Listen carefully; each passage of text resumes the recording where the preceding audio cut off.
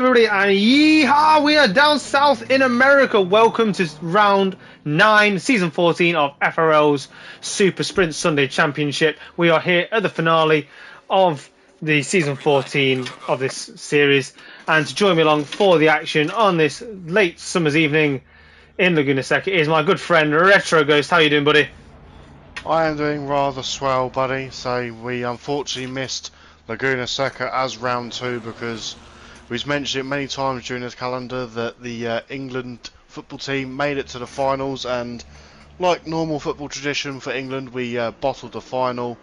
But say here we're going to have a better finale for season 14, Sprint Sunday, Mega Grid, 3 tiers tonight. So it's going to have some fantastic action tonight. Across the field. I believe, just speaking to Mr. K Revel just before tonight in the silver tier, say he has technically won the championship. I think he just needs to turn up tonight, stick it across the finishing line, and that will basically claim his championship title. It's nice, isn't it? Just gonna sit, run around, turning the wheel for a little bit, and there's your championship. Must be pleasant to be him. But yeah, thank you everybody who has been joining us through this season. Obviously, we only joined FRL late on in season 13, and we've been following it through all the way from start to finish this season, which has been absolutely wonderful, watching all the little stories developing throughout the season.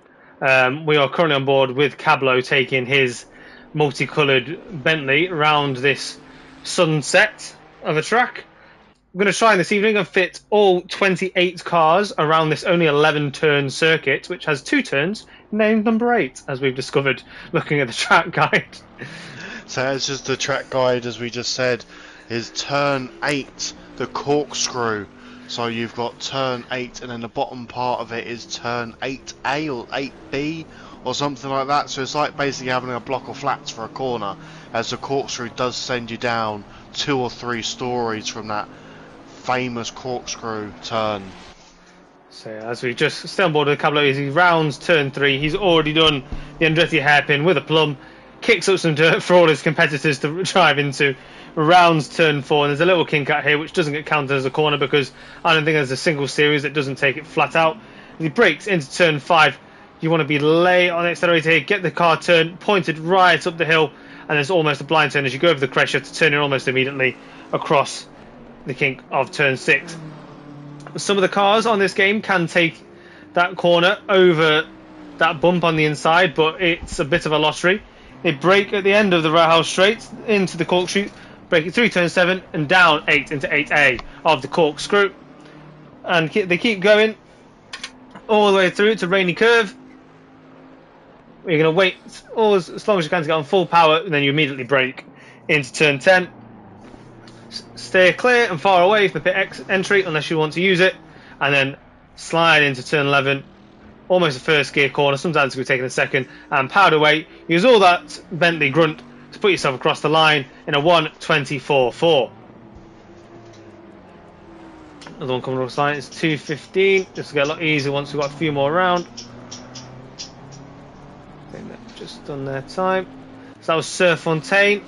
Car number 71 is also going to come across the line as well. So just whilst we are looking at the Pro-Am/Am tier doing their qualifying, we'll go over the championship standings. Mr. Michael van der Wall is currently leading the championship with 541 points. So I think he needs to do is just get the car across the line tonight to seal his win. We've got Lee Colpitts in P2 with 511 points. But shortly just behind him is Jamie Thacker with 494 points in P3. You've got Quentin Robert down in, say, P4, who is only 3 points behind Thacker. So Thacker's got his work cut out for him if he wants to hold on to that podium position for the season finale. So you've got Paul Trotman as well just behind, trotting up the rear in P5. 483 points for the top 5 there. Heymans is also just a little bit off there in P6, but say that's the top 5 for the standings there in the Pro-Am/Am tier. Just to quickly flick to the silver tier, whilst the page loads, we've got Mr. K Revel, the man himself, 558 points in P1. Kravek, who is behind him, is on 488 points, who is only just 1 point in front of Stu Rogers, who's in P3. 488 for Kravek and 487 for Rogers there. Molnix just slightly behind there in P4, 481, so he's only 6 points away from a podium there for the season, so it's all definitely hossing up there. Samuel Grafe as well, 481 points, exactly the same as Molnix there. Didn't quite see that before I said it. Gedman, P6 in that bright tennis ball Porsche. Didn't quite get the tennis ball return that you wanted from last season. And so unfortunately he's down in P6 with 468 points there. So that does round out the championship standings for the silver tier for the top 6 drivers. Now we're going to flick to the pro tier just whilst the page does load. Bear with me. Can't live with technology, can't live without it. Unfortunately that's just the way the cookie crumbles. But Mr. Adam Sharp is up in P1 for the season finale starts. 529 points out in front. We got Mr. K. Carl Sween, who took a back-to-back first place in last week's Bathurst, who is only 4 points behind Sharp. So if he repeats that conundrum from last week, he could be on a chance for winning tonight and taking the season championship. We've got Mr. L. Prentice, Luke Prentice, down in P3, 508 points there, which I'm pretty sure he might seal out his championship if he gets it across the line tonight. We've got Andrew Eden down in P4 with 457 points. Jack Prentice, 416 points. We've got P. Moller down in P6, 404 points, but a few no-shows for Moller. We know he's a household favourite. We saw him on Monday, the week just gone. He's a race of champions, absolutely fantastic racer. So unfortunately didn't quite finish that race, but so hopefully he has returned this week. Just flicking through the pack. I can't see Moller this week. No, he has not returned. So that does round out the championship standings for the pro tier. Thank you very much, Retro. Yeah, so we're just coming towards the end of the AM qualifying here. We're on board with Hoek, who's about 6 seconds off the pace. Does he improve? He does by about a second, but it's not going to bring him into the top 10 of his tier. 246 car of Trotman just crossed the line. He stays P6. Got car 7 of Thacker in the baby blue Porsche, the Golf colours, as I've referred to it in previous weeks. He powers towards the line, and minor improvement, stays P7. Car number 9 of Townsend jumps to P4. Car number 74 of Colpitts in the midnight blue stays P5. Got 912 of Hoek still going around. He did beat the timer, but he does have a very impatient car number 84 going around after him. That's Cablo. 2 drivers that should potentially still get this final lap in. We'll see if Hoek can bring himself any closer to the pack ahead of him. So Retro, it looks like championships for most of the guys in all the tiers is almost wrapped up for P1, but there's a lot of stuff happening behind that the top drivers in those divisions.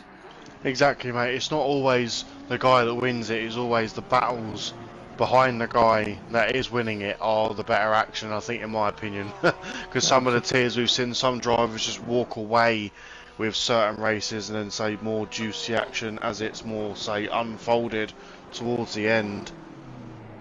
Absolutely. As we pick up Thacker, just going round turn 11.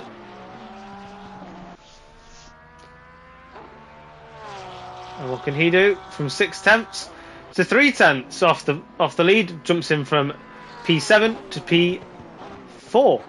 Well, what was P3 now P5, as the times are now quickly improving. 5:10. Q Robert powers towards the line, stays P4. We'll go back to car 215 of Sir Fontaine in the Red Bull liveried Ferrari. Christian Horner or or all the FRL executives rolling in their sleep. Not sure who I should consider to be more offended there. Serfontaine crosses the line. Doesn't improve from his P9 position. Car 2, 4, and 6. Trotman is going to attempt to finish his lap. On that Red Bull Ferrari, so I don't know who would be more offended, or whether Red Bull are trying to increase their budget cap by painting their car on a different, or sorry, their livery on a different car, or whether Ferrari are trying to adopt Red Bull's poor car to make a better car. Red Bull just still scrambling for some sponsorship in their downturn. So yeah, Checo spent all the funding for crashing for Monaco this season.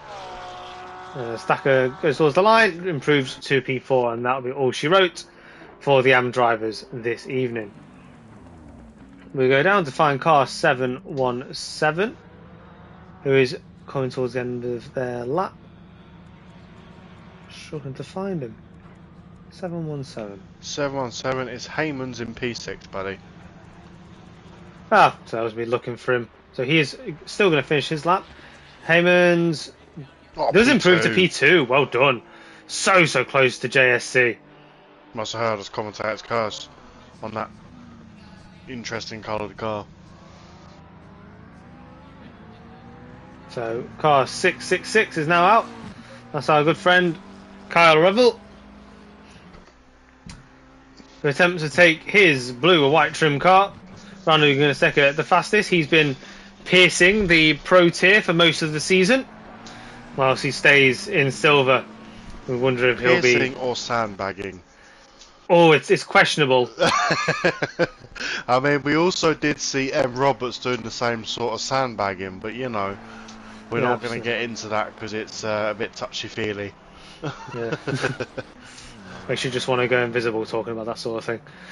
Well, no, it does. Just because I'm there, mate, doesn't mean it's going to happen. It might do.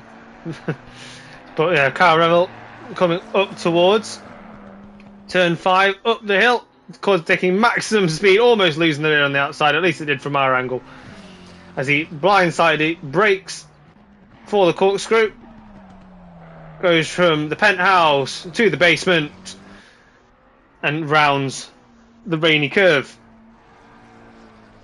Looks fairly committed, not too much.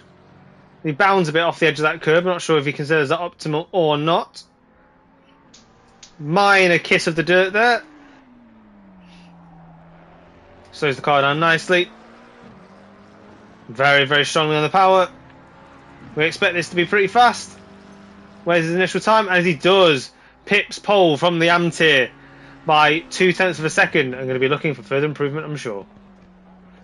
Car 512 of Rogers, who I always think looks probably the most professional. Looks like he's here for a day at work, because that looks almost like a real life livery. Puts his blue and neon green BMW into a P13 position, which I'm not sure he'll be happy with just yet. Kravek, who's been keeping Kyle company in the races so far this season, is currently up in P3 with the AM driver of Colpitts splitting the two of them.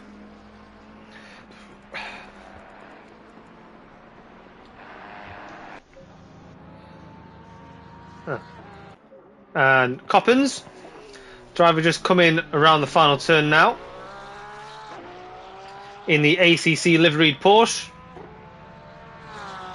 towards the line, and puts himself into P15, second from the back as the timing stand. Car 248, Kravik is going to come round in his... I swear that red on that Ferrari is getting darker and darker every week. Is it just me? I mean, I wasn't going to say it, but maybe it gets redder every time he hits a cone. But it's a big improvement from Revel there. Just saw him go across the line. He's now broken into the 122.7s now. Not too many cars on the track using up the time on track as it currently stands. Maybe there's some track evolution that people are waiting for. I've picked up Grafe coming around turn 3 in the Mustang, who's found his way home back to the USA. As he powers out and heads towards turn 5.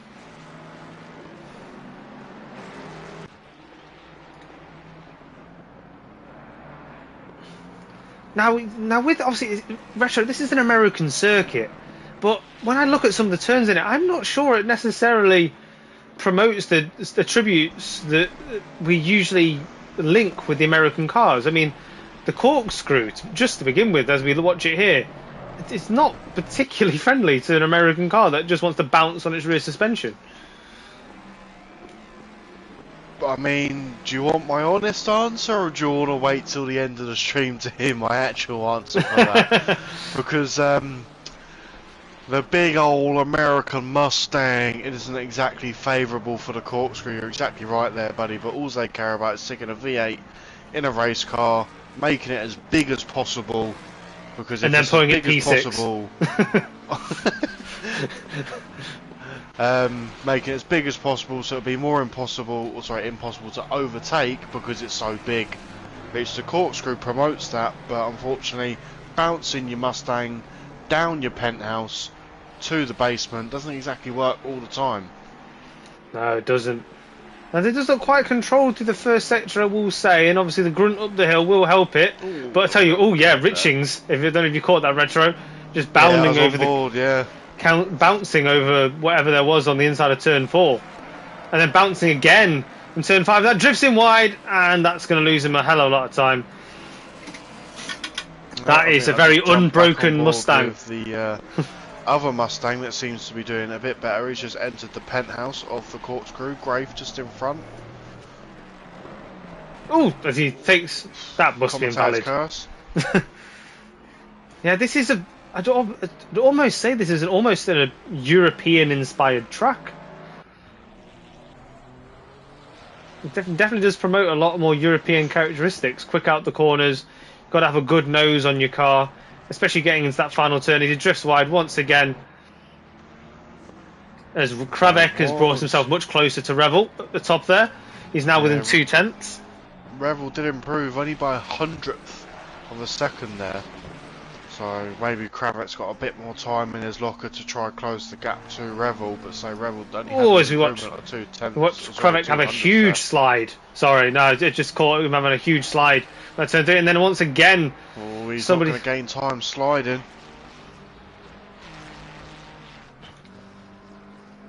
It's Kravek, not cha-cha slide. It's not real smooth.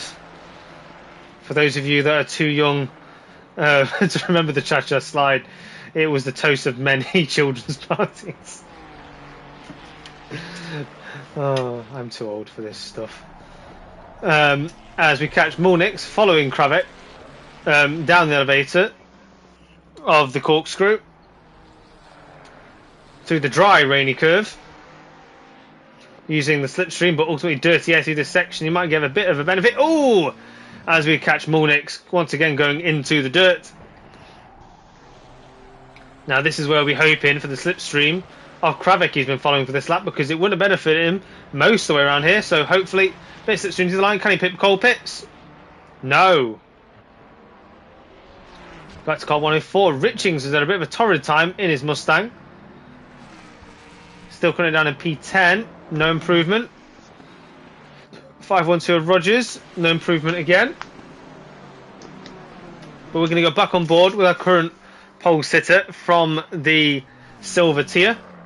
Oh, big improvement from there. Didn't quite see that. He was currently sat on a 122.760. He's now banged out a 122.4. Yeah, he's really pushing his Mr. Revel. As he tackles the hill once again, he's found himself a great amount of clear track. I mean, I know we said he only has to turn up and get it to the finish line. Ooh, as he almost switches it up. That was one hell of a switcher who got out the exit of the corkscrew there. Huge amount of counter steering to be done. As he gets his bucket and spade out. Doesn't know what to do with himself. He considers going to the pits, but he's too far gone. Disorientated. He's got sand in the eyes. He's done. He's cooked. Too much in the sun. Now he does have an opportunity to go for one more lap. Yes, he does. What about car number 41? Molnix Can he get is across behind.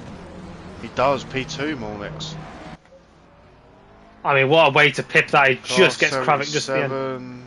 Graves stays the same. As he Car 104, Richings stays the same. Car... Right, that's a pro driver. So the last silver driver left on track is Mr. Revel. So just whilst we wait for the pro drivers to get underway and warm their tyres up for the final time in this season finale, just a few notes from the admin and obviously the boss man, Mr. Gedman. If anyone is interested whilst the server is having any off season, do get in touch with the Discord. We are running some funky, fantastic events. We've got a 180-minute Silverstone driver swap one-off event. We have a European Riviera road trip, off-season change it up mini-series, and obviously guys, please also don't forget the Taco Tuesday and Sprint Sunday sign-ups for season 15 have been announced and published into the Discord, so obviously get signed up before it's too late. Be there or be square. Or if you're a Patreon member, you can have early access into these events. It's just £3 a month. You get early access into sign-ups to special events. You also get the first chance to secure a driver number for your chosen championship. And yeah, loads of other goodies, which are slipping my mind at the moment, but I'm sure we can pick that up later on. So if you were looking to involve yourself in Taco Tuesday, you may have been pipped there by a Patreon member. So how irritating is that? So why not just join in? Become a Patreon member. Yes, as the old saying goes, can't beat them, join them. Absolutely. And being a Patreon member, you probably get more access to the juicy details behind the scenes than what us commentators get. So think about that. You get better rights than us commentators. How about that? And then you can jump into the stream and just be like, what are you guys yapping about?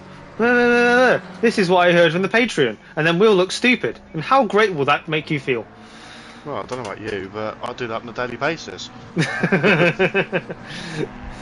But we are catching up with Sween, the first man out on track for the pro drivers. A man who has been doing very, very well this season in the absence of Moller, who dominated very much the first half of the season.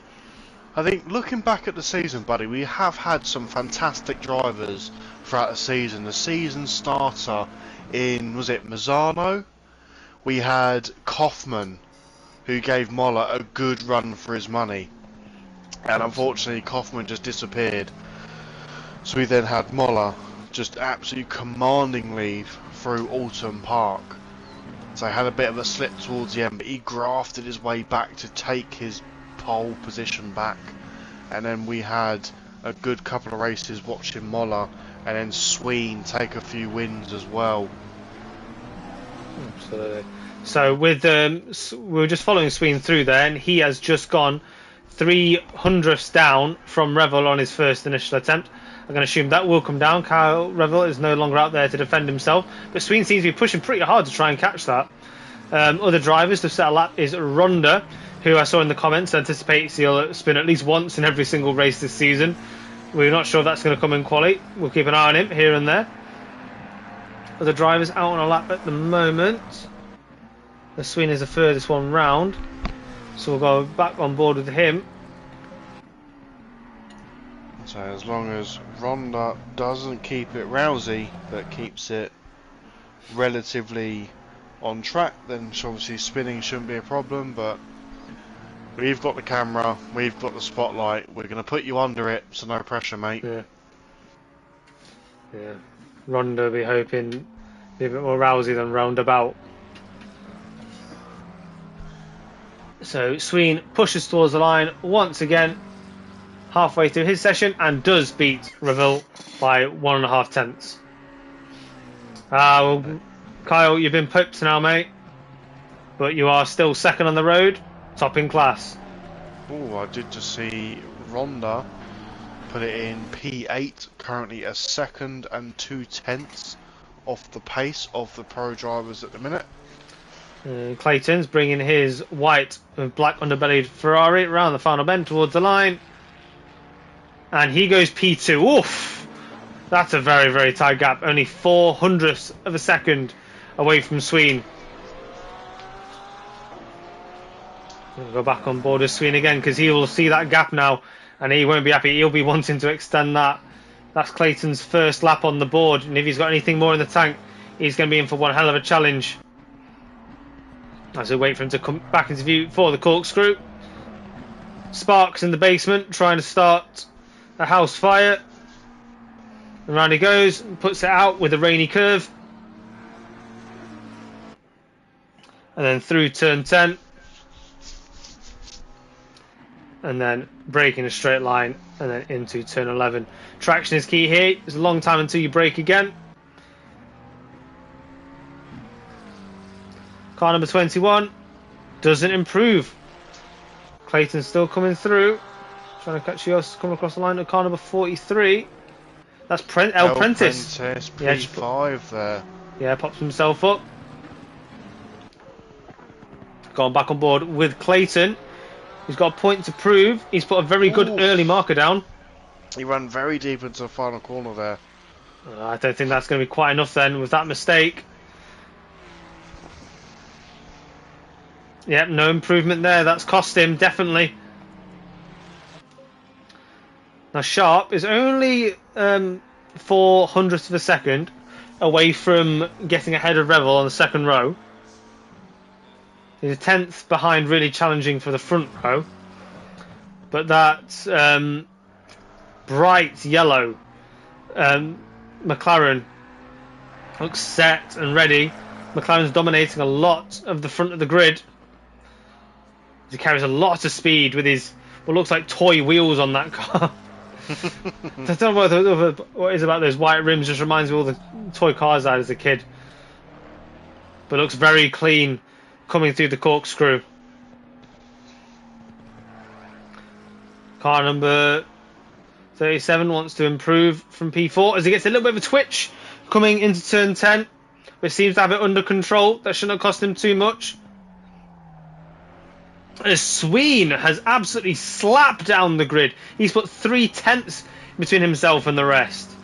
Sharp comes across the line, does improve, gets ahead of Revel, which only puts him 0.05 away from Clayton, who's coming around the final corner now. Powers towards the line. Just on board with Clayton at the minute. I don't think he's going to get much improvement there. A 122.5 essentially there.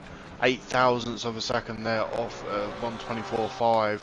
Made promising time in sector 1. I think if he can nail that time there, buddy, he's definitely going to close that gap to Sween there. Just caught Eden crossing the line. He's 1.8 off the pace. He's down in P17. But damn right, and a very, very bright McLaren towards the back. Let's see what he can do. So I just flicked through the pack, the onboard of Sween there. He's currently 0.2 up on his time already. Just about to round the final corner. As Mr. Gedman says hello in the stream. Hello, sir. You can't see me, but I'm saluting to you. No, got to behave now. You've got to behave now. The boss is here. Yeah. What we said about him. Yeah. A 121.882 from Sween there. Massive improvement once again. He's stuck in Preston. Now, we thought a real racer would get home for this, Gedman. We really did. Left his racing boots at home, didn't he? His Sharp is now very, very close on the back of Sween. He's brought it down to 0.3 away from the commanding driver. Clayton has just crossed the line. Doesn't seem to have improved. We're going to go down to 8.84 though. So only here for the and giggles. As Eden does improve, goes to P11, brings himself closer to his class. Just picks up Sween, just dipping out of the corkscrew.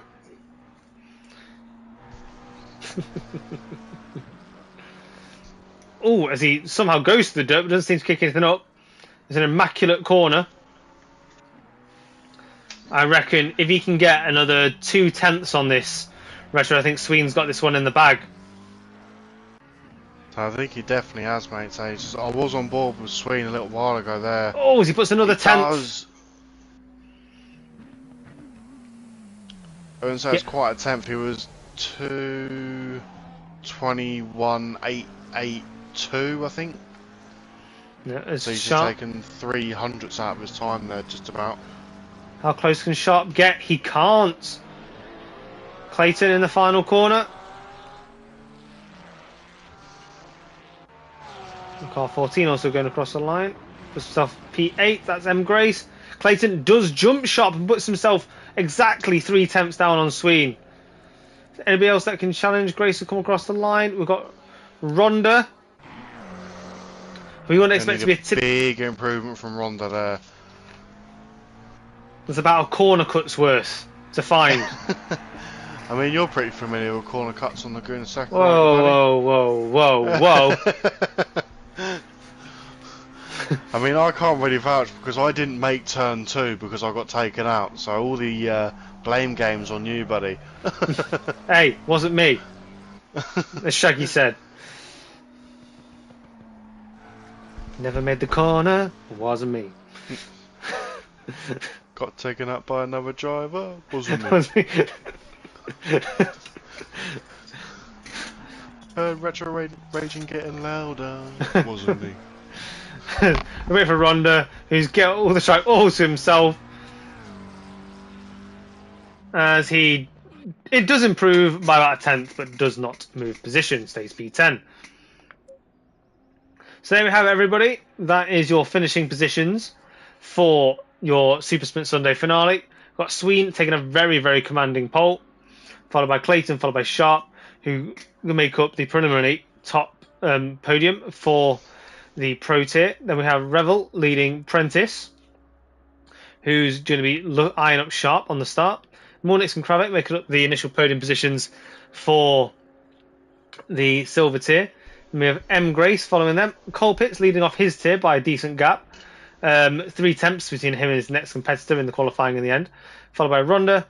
Then on to Eden, Grafe, and then JSC and Heymans just off the back of Colpitts for the positions in the race.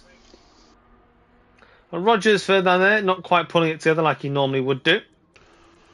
Then we've got Van der Waal, who's leading the championship. He's got some improvement if he wants to sign this off with a win. Then we've got Richings, Townsend, Thacker, Q Robert, Trotman, Serpentine, Cablo. Coppens in the silver tier, quite far back in P24 from his grid. And then you've got Rogers, Hoek, Damrat, who I don't believe got to set a time, and then with Harvey, car number 4 for P28. And so we have 28 drivers starting for Laguna Seca this evening. We're going to try and bring you all the action for a race 1, a 20-minute sprint, and then race 2 with a 40-minute sprint. Neither race do you require tyre changes or adding fuel or any pit stops of any kind. So it is exactly that. It is a sprint. You get to go from start to finish as fast as you dastardly dare. Yeah, should be a good one. Man versus machine for one versus desert. Second to final time, yeah. Desert, sand, bucket and spade, penthouse to basement. Who's going to win it? Who's going to spin it? Let us know in the comments, folks. Yeah. Or if you're supporting someone on track, do let us know. We will try to give them some some screen time on the stream to wish their luck. Hinder their luck. Give them all the best on the stream to kick this finale off into action with sensational style for race 1, 20-minute sprint. So I've can't help but notice, Retro, that we have come out of the darkness into the sun. That track looks positively baking. The people are waving the flags in the stands, not to show any sort of support, especially if they've not got any numbers or flags or anything on them. They're just trying to stay cool. They've become makeshift fans.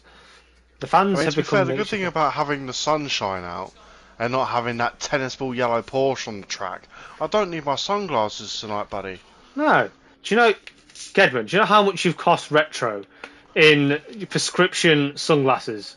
It's diabolical. I need to take a share out for Ray-Bans. Not that we promote Ray-Bans, but...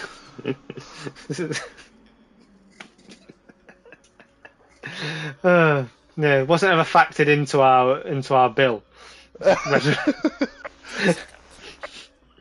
It's a company expense, mate. Do you know what I mean? Hope you kept the receipt, Retro. Oh no, the cat ate it. The cat ate it. 20 seconds. But here we are, we have Sweden heading off the grid. They're going to go for a formation lap. All the drivers should have now turned down their PSI in accountants for how hot the track is. It's definitely going to be a spicy one. 20 degrees ambient temperature, but 26 degrees track temperature. Oh, excuse me, hiccup there. Tried taking a quick drink before the race started and it's come back to backfire on me. They can't do that in America. I think they might, some people will duck for cover. Well, you said it, not me. And that's not this kind of stream, buddy.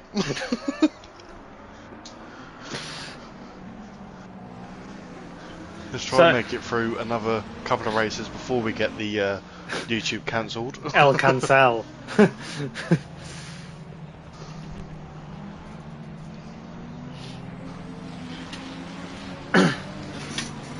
So round we go. For the slowest lap you're going to see this evening, even though Sweden seems to be pushing on, we've taken them round. They shouldn't have any problem with tyre warm-up. The track looks mighty toasty. It does look rather warm. I'm drying my mouth out just looking at it. So for those of you, obviously welcome as the back end of summer here in the UK. It's getting a bit cooler, but make sure you stay hydrated. Put a fan on.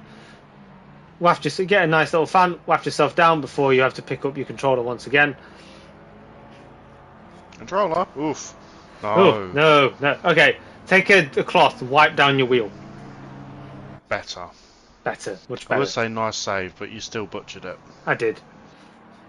That's what we're here for, butchering things. I think we've done pretty well on the names recently. We haven't had too many complaints, suggestions. No.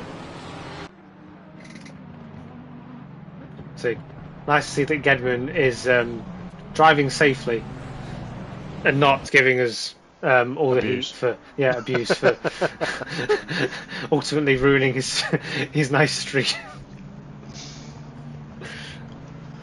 Definitely say we won't be coming back next season after getting cancelled. No. So as now they've been told to come into dual formation, they're going to round the last couple of corners and power up the hill. And very tricky first couple of corners here. So turn one is not technically, well, it is classed as a corner, even though it's basically a kink, which every single classification of racing takes flat out. And then you're going to go into the Andretti hairpin, which I find very confusing because even though it's definitely a single corner, it has two apexes and it's counted as one corner. It's a very confusing track.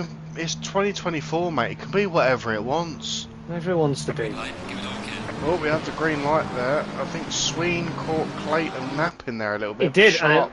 Sharp is all over. It's on the inside. As Clayton's going to try and round it the outside. But it looks like Sharp has got that one done nice and early. So Lamborghini is inside. Prentice and a nice little slingshot on Revel there on the inside for turn one. Oh, sorry, turn two. So it looks like as there's a Porsche in the background going very, very deep. That is M. Grace in the purple Porsche. He's going to find my leader once again. In a rookie error there.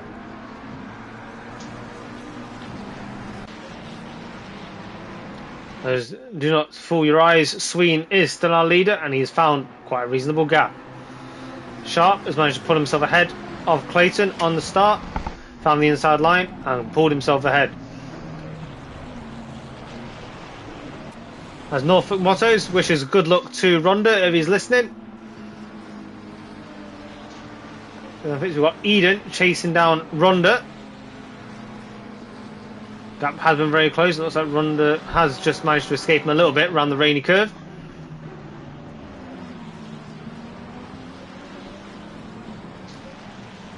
Revel has got himself right underneath the gearbox. Apprentice as they come out turn 11. Revel commits to the inside nice and early, but as he gets out of that slipstream, just can't seem to pull himself up and ahead of that Lamborghini.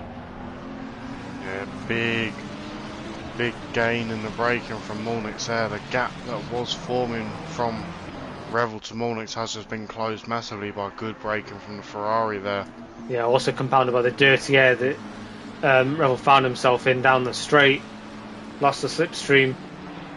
Revel dips into the grass, though shows his nose to the inside once again, tucks back inside.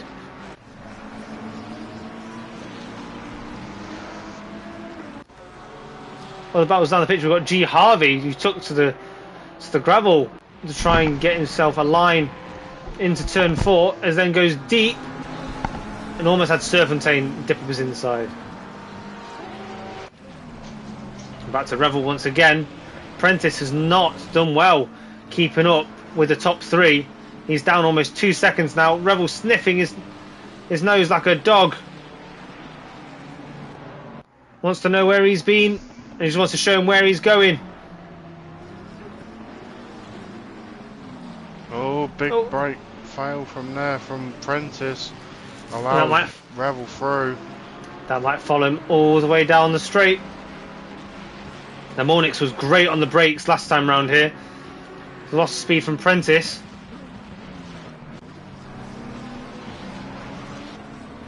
Yeah, and as expected, Mornix is right there. He's doing a fantastic job into that turn 2 is Mornix. Really finding the brakes to help support him. Another Honda Power supporter from Lex Rax in the comments there. Oh, as we flick to him, Ronda may have a chance here. We just catch Van der Waal in P13, having a quite big snap onto the grass, regains it. That's invited Ronda right into the fight. Oh, not going to do it like that, touching the curbing on the inside there. No, we've commentated cursed him, which invites Richings right up his rear. Oh, just like behind, we've got a good little fight there from Thacker, Cablo and Damrat. He's trying to chase down that Bentley.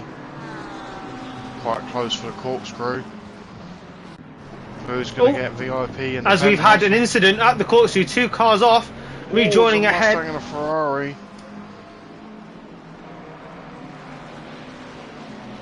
That was the Ferrari of Richings. The Ferrari was... I'm not sure it was a Ferrari. Was it G Harvey? G Harvey looks in a bad way. If he was involved in that crash. Oh, looks a bit closer than that from the car behind. Townsend's got a good run on Cablo there into turn 2. I'm just on board with Cablo, who's just overtaken Townsend. Oh, Townsend goes for a big dive to the inside, and then again tries to stick his nose in. Respects it the second time round. I thought that would have come back for round 2. Nothing was moving that Bentley off track. I mean, I think he would have given it a good go, unless he would have bounced off the Bentley like a bouncy castle. I mean, he did bounce. He definitely bounced on the angle that I had. Sween extending his gap slowly but surely, letting the cars behind him fight. Clayton, only 4 attempts to sharp, coming around the rainy curve. 5 minutes gone in this race, and the action is still everywhere. Oh, it looks like Clayton had to get avoidance. Had a moment at the corkscrew there, not quite sure what he was doing, but M. Grace was sitting just off the racing line at the bottom of the basement of the corkscrew. Now Richings, after his earlier troubles, refound some pace and he's chasing down SC as we see a huge battle happening in the background. So headed. It was a very damaged BMW SC at the minute. The rear is quite battered. So we've got Cablo being chased by Townsend once again. He's a bit too far back to throw the same move he did last time. At the very back, we've got Trotman trying to go around the outside of Q Robert in the Lamborghini. As Q Robert just managed to get his nose round turn 2 a bit faster. But it's great to see battles up and down the grid as both take to the gravel on the outside. Oh, big snap from Trotman there for the BMW. Oh, it's ahead of him. The Porsche of Coppens trying to send a big dive. And I think he's going to pay for that one. Q Robert lining up. Trotman, sorry, lining up to take it off him. Oh no, we've got Trotman taking a big slide out down the Rahal straight.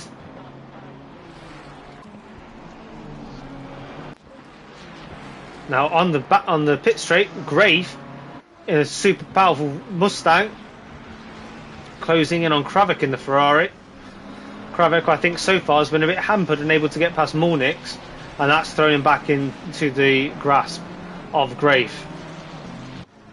Just to mention, the fastest lap, as the time I've just looked, is currently being held by Sharp in P2 with a 1 minute 22.6. Oof, I think that's beaten most people's qualifying times already. Well, yeah. I think the qualifying was at least a mid 121, so the race time is due to come down. I think maybe the time the fuel tanks get a bit more lighter. Sorry, Richard, we've got a Grave about to dive one into the corkscrew. He got a great run out of turn 6. As he does, but goes a little bit deep, but that does cover off Kravik from going round the outside, which then becomes the inside of the basement. And then Kravik takes a wide line around the rainy curve, but I think the grunt is now going to come into effect from the Mustang, and he gets into turn 10. The car ahead, and the car with a gap. Kravik's not giving up though. Oh, Eden behind, nearly side by side with Colpitts there in the corkscrew, side by side.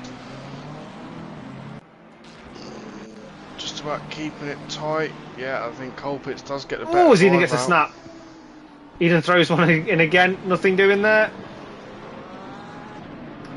Oh, he really wants that back. Sorry, mainstream, that we didn't manage to get that one on. But we're here with it now. Does look like Sir Fontaine. We're going to get a little bit hampered by the Ferrari down the straight.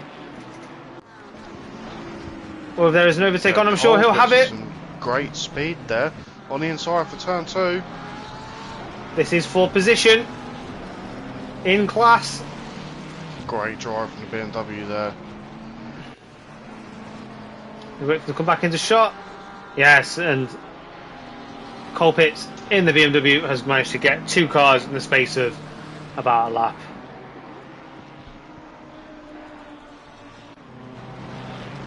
Up the field. Oh, as we've got, that's Rebel sideways. Looks like he's lost it at the bottom of the corkscrew as he re-enters the track. He will not be happy about that. I was just going to say whether he must have heard me, but so Revel did take the fastest lap last lap as well. So he's definitely pushing that a little bit harder than what he needs to. He just needs to get the car home safe for his championship. Just wait for the drivers to come across the line. He has lost a few positions. Yeah, he's now dropped to 1, 2, 3, 4. P10. P10 and P5 in his class. We're on board with Damrat, who's found himself very close to the back of Richings. As he now, and the second part of the Andretti hairpin through up the inside, but now becomes the outside for turn 4. As he finds the inside again, Richings gets a snap, but then in response, Damrat also gets a snap. Well, Richings runs wide, allows Damrat a free position there. Oh, looked like he was really fighting that one. It's such a shame to end with that conclusion, but I'm sure Damrat will be more than happy. Heymans is chasing down Rogers in P8. Looks like there's going to be a bit of a train forming here towards the end. Well, Heymans is currently leading his tier, but he's obviously already got Mr. Revel already pushing that Ferrari round. I mean, he does have a bit of a gap behind. Deep though, allowing Revel a free pass to now chase down Rogers. Do wonder if that was strategic. Revel maybe recognised how far Revel was up in advance. Knew that he wouldn't have the speed. Oh, Clayton spun it. Oh, Clayton at a moment there. Yellow flag for turn 4 there. Yeah, he's now behind Prentice in the Lamborghini. But he's right on Clayton. Oh, right on Prentice, sorry. I do wonder if he'll be able to get this back quickly. Tyres might be dirty.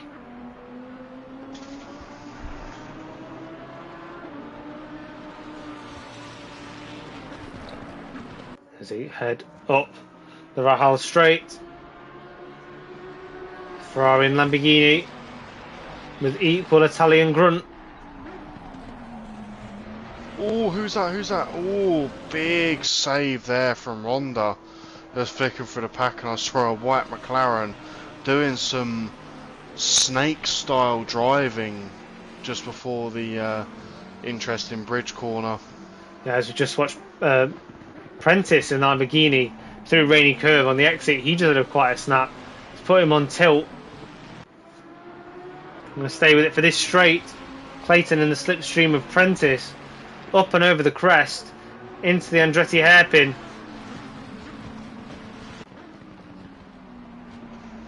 Much trickier corner than it looks to be able to maximise on the exit.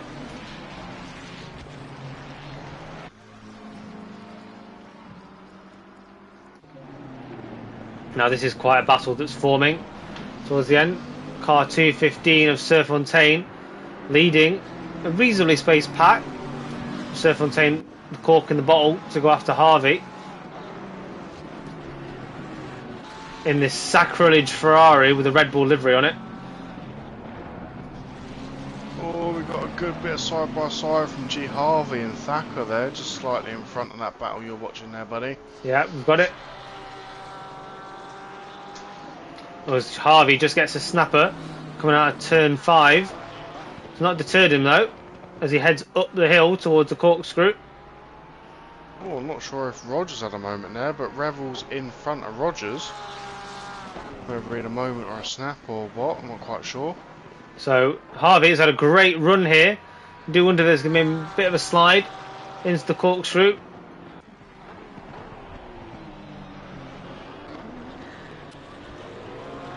So like Harvey just took the corkscrew out a little bit cleaner, but his car is quite banged up. He'll be struggling with that.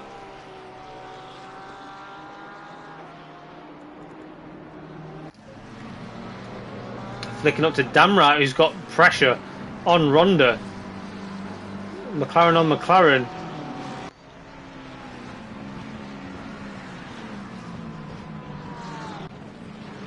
Ronda has dropped a few positions this race. As up ahead, someone's kicked up some dirt. Oh, as Ronda gets a snap. And that's Damrat on the inside. He's showing his nose. They clip. And that's sent Damrat wide. You just saw Damrat jump up into the air. He got caught underneath, and that's invited Grace into this party. But then Ronda goes deep and wide. This invites Damrat back. Damrat's not going to make a move around the outside there, but he can set himself up nicely. Oof, Ronda had a big snap there. I just watched two McLarens do the exact same thing on the inside of that curb in. That naughty sausage curb sent Revel into the sand, and nearly did Damrat the same.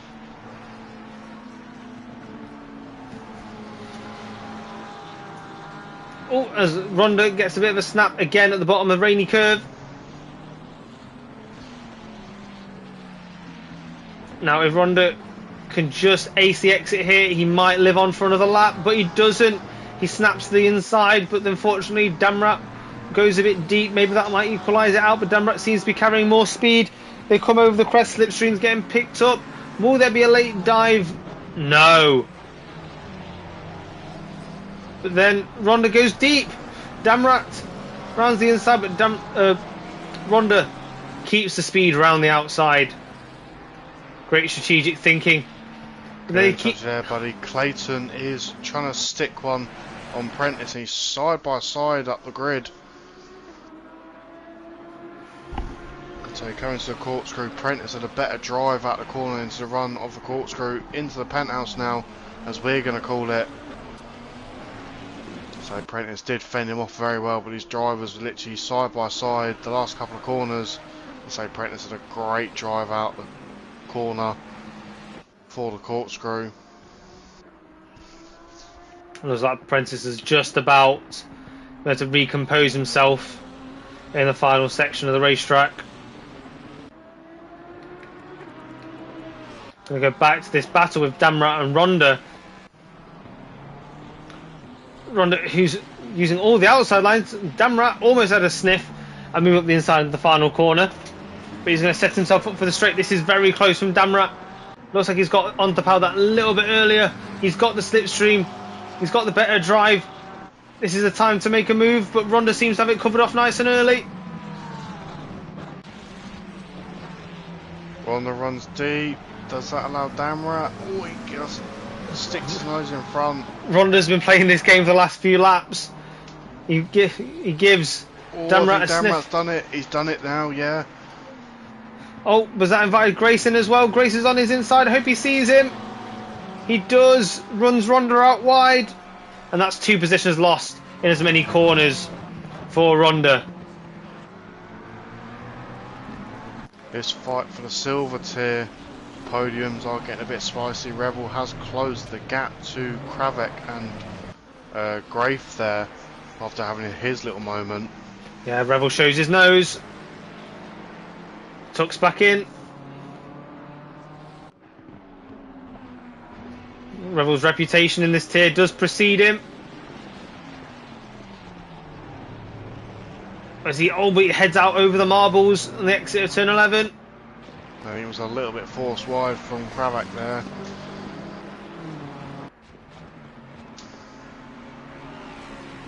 As this battle now equalises for the moment, but then Kravec very deep on the brakes. Doesn't seem to invite Rebel in as he just gets boxed out on the corner exit.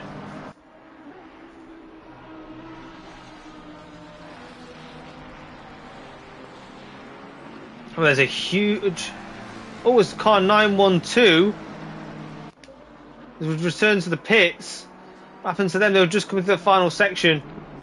No, that's Hoke. He's been 8 laps down. I think he'd given up quite early on.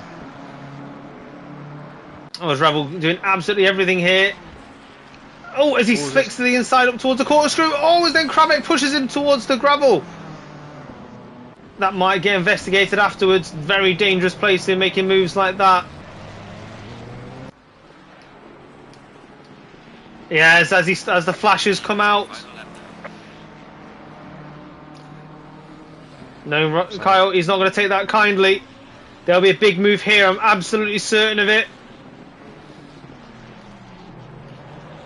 As we now come on to the final lap. So Sharp was quite close to Sween as his timer is ticking. Final lap from race directory, half a second to Sharp. Sorry, from Sharp to Sween. Yeah, we're not really covered at this. Battle lap in traffic. Yeah, he gets well out of the way. Maybe a small visual distraction. But we're going to follow this battle all the way to the end. We'll come back to the battle for the low positions as they come towards the fruition of their final laps. But Sharp, I don't think has been this close for most of the race. And tries to move around the outside in the corkscrew. Plans his entry, plans his exit.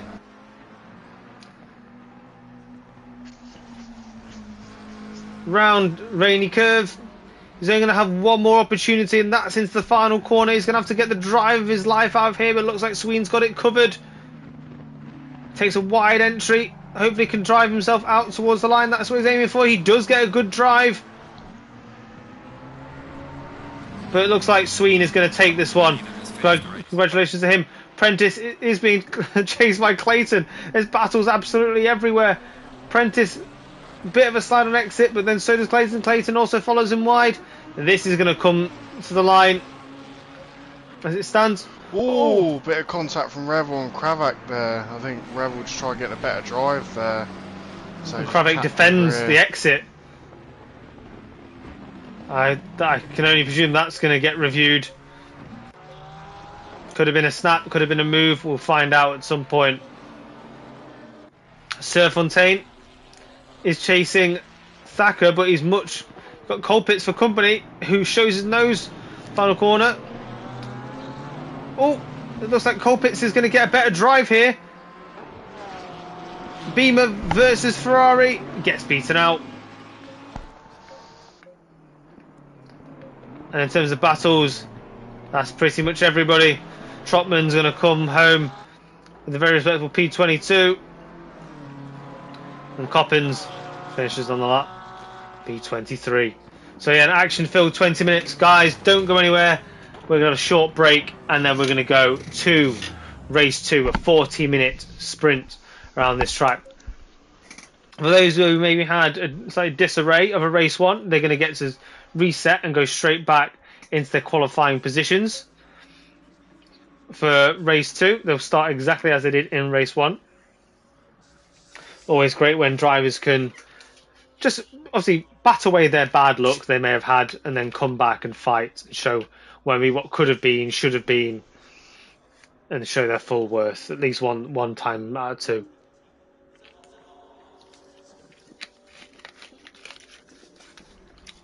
So once again, guys, do make sure if you are watching the stream, like, subscribe, show your support for the channel, for us, and for FRL in general. If you do like it, if you think somebody else might like it, share it with your friends, family. If you didn't like it, share it with your friends and family. And if you really, really like us and you want to get involved with either this race or maybe for some other nights, FRL's got you covered for numerous different nights in Assetto Corsa on console and PC. We also do WRC, we do Formula 1, we do iRacing, we do Gran Turismo. Basically, if you can race on it online on a console or a PC, FRL's got you covered on multiple nights of the week. So many of our races are streamed like this one. If you want to hear mine and Retro's dulcet tones, though, you can tune in just on Sundays. But whoa. There's nothing to be like that. We are beautiful people with beautiful voices, and people see race 1 has finished, but do stick around for race 2. It is gonna be the spicy of all spices. 40-minute man versus machine, double time from race 1, back to the qualifying positions. I say, as my good friend was saying before he started dissing the commentators, if it's got wheels and it's sim racing, FRL's got you covered. Any league, any race, any game, FRL is the place to be. Be there or be square. Be square. And if you are here, do consider joining the Patreon. It's £3 a month as your starting package. You can get priority access to league sign-ups, special events, and a chance to pick your driver number for anybody else. And obviously there's a few other packages as well, which you'll have to join to find out.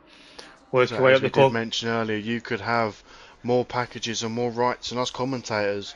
You could reserve your favourite number because it was the date you had your first girlfriend. Who knows? It could be a lucky number to you. If you want it, get on the Patreon, get it reserved, have your number on your car so you can say, look, that's my number. It looks good on track and it'll look good in the wall. Reserve it.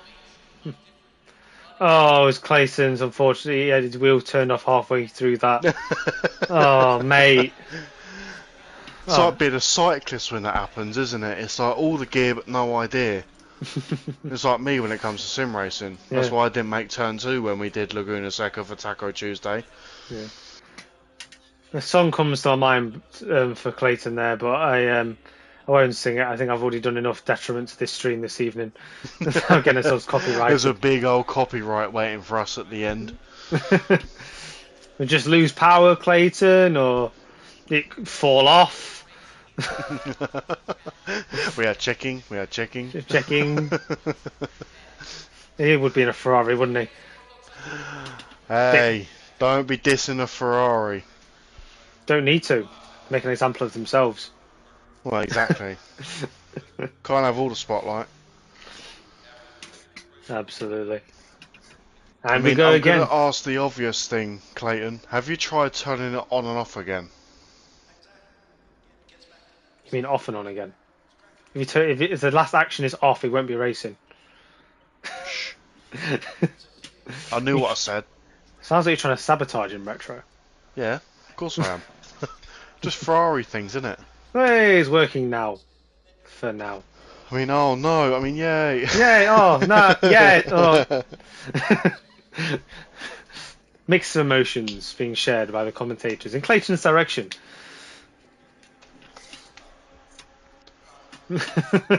Yeah, get back to your setup. You've got fuel to add, Clayton.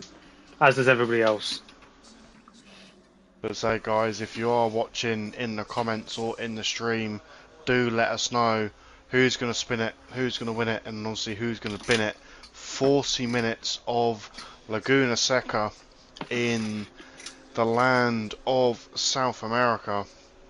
So obviously it's an interesting track temperature, big old barges of the Mustangs, not favourable on this narrow-ish track. Let's say the corkscrew with the penthouse to the basement, some good moves into that, or it could be a nightmare like an elevator falling from top to bottom and you come crashing, tumbling down. We're going to see it. As I've just seen Gedman for the win. Did he originally write German for the win? Did he actually seem to do a typo? He was just sure he said German for the win. No, that's your eyesight, buddy. Are you sure you can commentate? Did you pass the health inspection to commentate? He put 2 comments, I'm sure he did. No, I think you're lying. I'm checking. What are you lying for?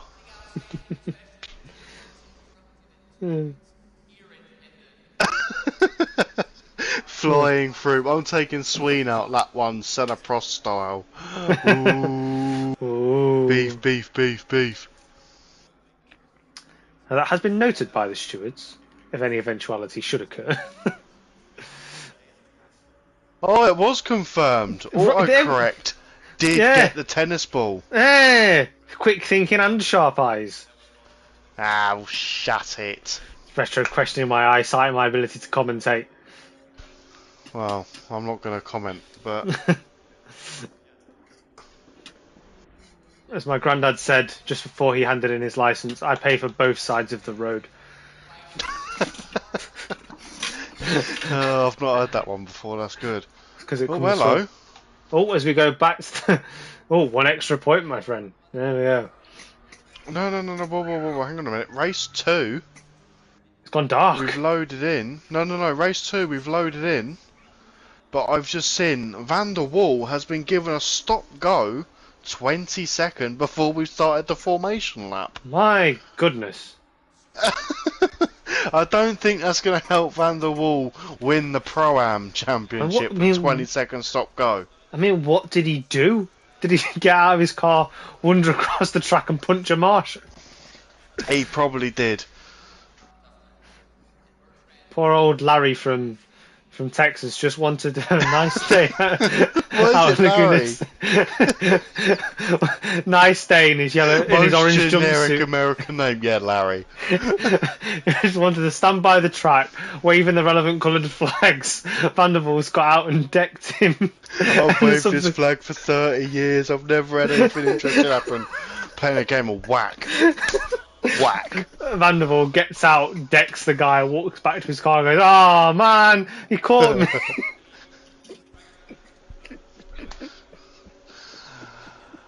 Oh. Professional as always in FRL. Oh yeah, 100%. If you think we're professional now, you should hear some of the absolute shenanigans that we normally talk about when there's not a camera. Yeah. I hope there's not a camera. Well, it's very hot in this room. It's not that kind of stream, mate. So my the room I'm streaming from is climatised to Laguna Seca. Well, there's realism for you. There is realism. Working on a PS10 here. Patent pending. Patent pending because it's about to take off. It's going to overheat. As we only have another 40 seconds for these drivers to be ready for. I can't help but notice, Retro, but there is a space on the grid there, just behind the Porsche of M Grace, and that would be Eden. So I don't know where Eden has gone, but Eden's dropped to P10. Yes, and he's not there. Either that, or he has achieved the impossible and gone invisible. We might have to rewrite all sorts of rule books. Did he ask for complete silence before going invisible? Because I didn't hear or see nothing.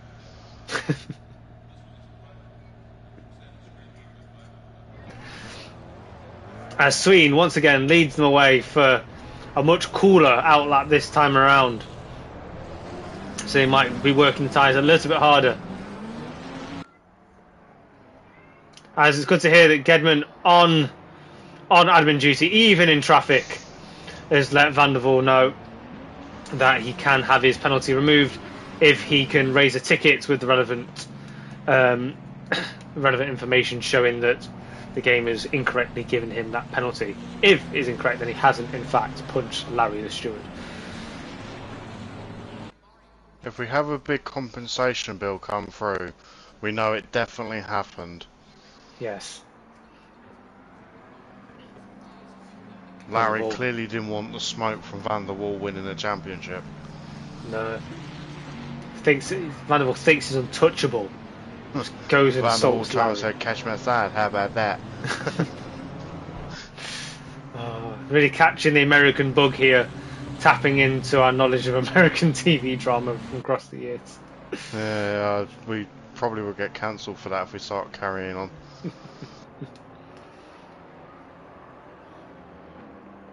As it looks like Sween is putting quite a gap already. He wants to get this underway.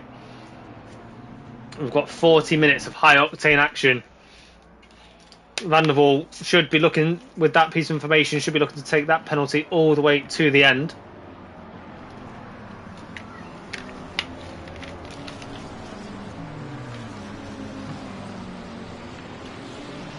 So thank you everybody who's stayed on.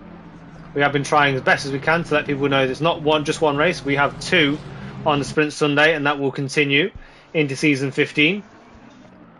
So make sure you stay engaged all the way through. You can see a few cars weaving in the background, clearly showing that it does not look like the track is hot enough to quite keep these tyres warm around the whole formation lap.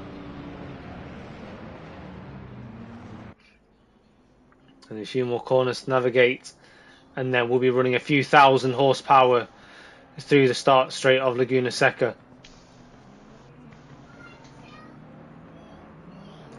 So it'll be... Has Eden managed to find his way back to the grid? He has, yes. He has taken off his invisibility cloak and rejoined the land of the living. He had to go all the way to Hogwarts to get it from Harry Potter, did he? Yeah. Hedwig delivered him. And an abracadabra, off they go. Sween has the cover off. Battle from both Clayton and Sharp. Again. Sharp to the inside. This inside is key, but Clayton this time breaking a little bit later.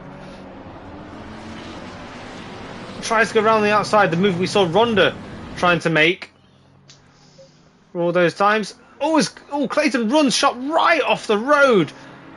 And Sharp rejoins quite dangerously. Oh my goodness. Oh, he's caused an incident there. There's a Ferrari sideways.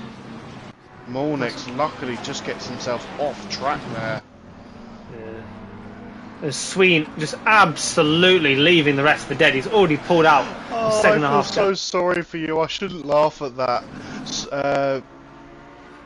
Molnix did absolutely everything to stay on the side of the track to avoid all the carnage, and then the Porsche of 912 Hoke come flying around the bend and still hit him.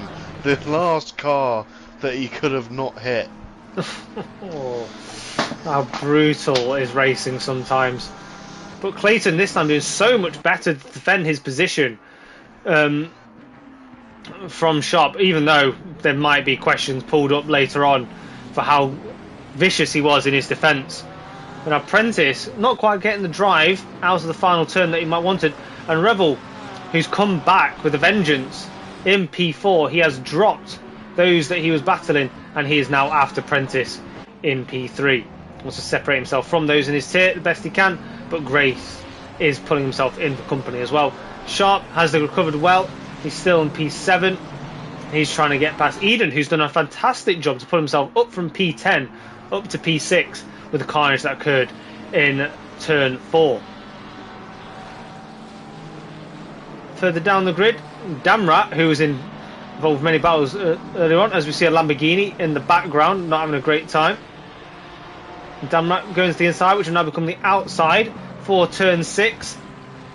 Taking Gedman's place, the bright green tennis ball of a car, gets ahead of Harvey, Trotman, sorry. Wait for the timers to update.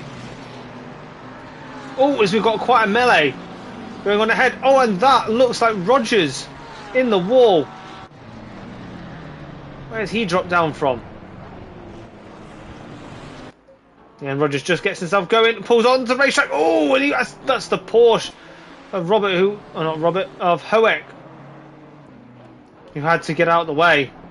He does make the corkscrew though, so we'll move back up to the fights. Rebel still on the back of Prentice.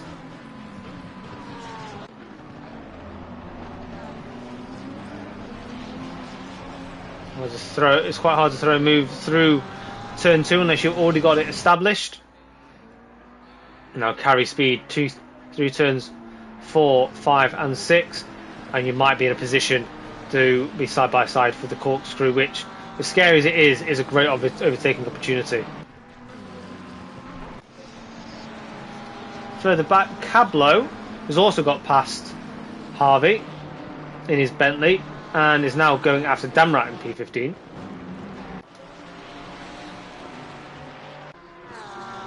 Coppens seems to have got past Rodriguez in the corners previous. Gets his Porsche up to P19.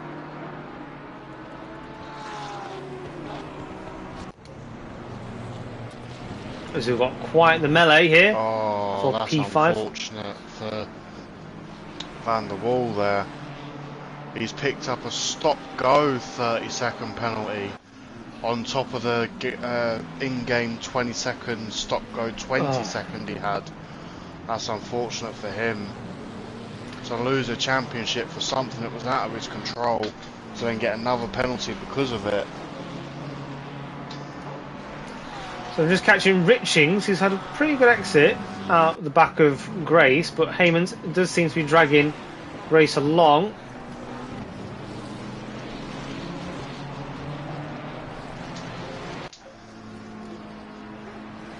Prentice just can't seem to hold on to the back of Clayton here. Just leaving him for dead in terms of slipstream. And Sween just with a very commanding 2-second gap. Doesn't need to do anything more than that. There's no pit stops to cover off.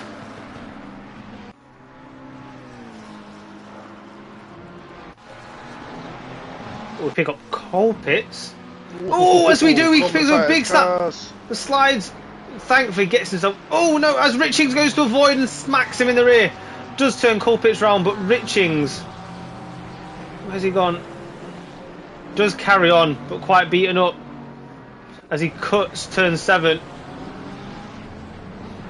Lets a few cars through, lets Cablo through, lets Harvey through. Now rejoins racing. Oh, that car's right. Oh, he might need some Bulbasaur for that stuff he knows. Bulbasaur and definitely some duct tape and cable ties for that. He dives into the pits.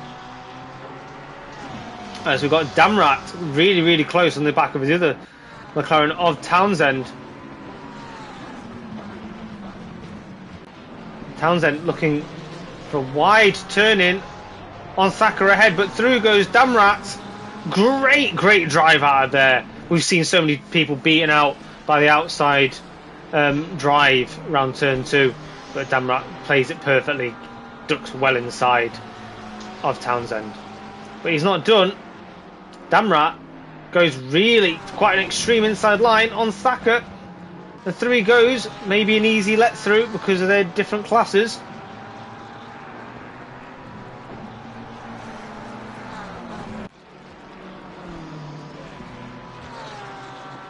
He's on board with Harvey, who's chasing this.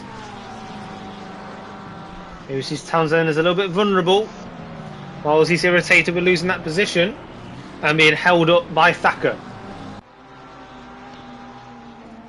Little snap coming into Rainy Curve. Oh, it's Harvey. Oh, fantastic move. Just opens his steering up and straight lines into the corner, and that's another position lost for Townsend.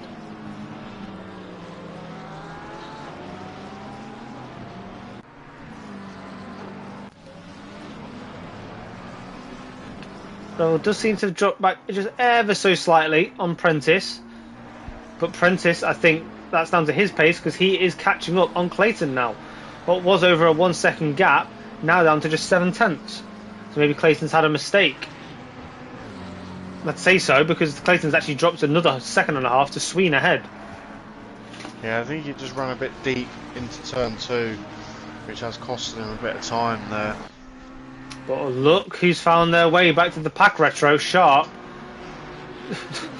Commentator's curse puts him in the gravel, but he's done so well to get himself back up to P5 after his earlier troubles on the opening lap.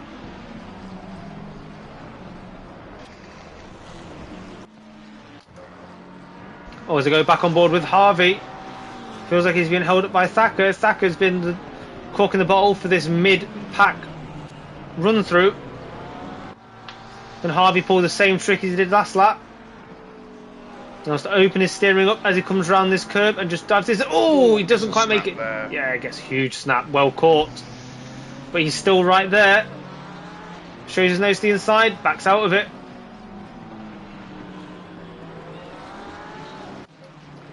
Really far towards the back. We've got Mulnix on the back of Rodriguez.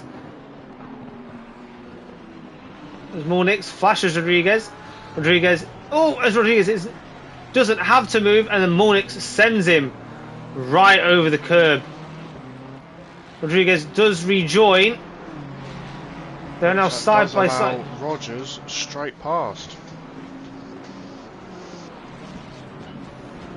I mean, Mulnix had no reason to expect Rodriguez to move. Whilst they are different classes, they are all entitled to race. As Revel has really dropped off the back of the podium positions now. Will this drop him into the clutches of Sharp?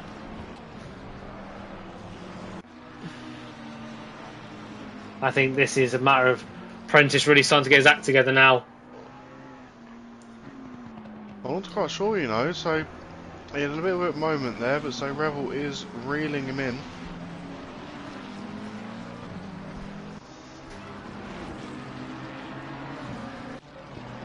So Mulnix back on this battle. He wasn't happy Rogers just got let through. Even though, personally, from a commentator's perspective and stewarding, do think he had no right to punt Rodriguez in the final turn.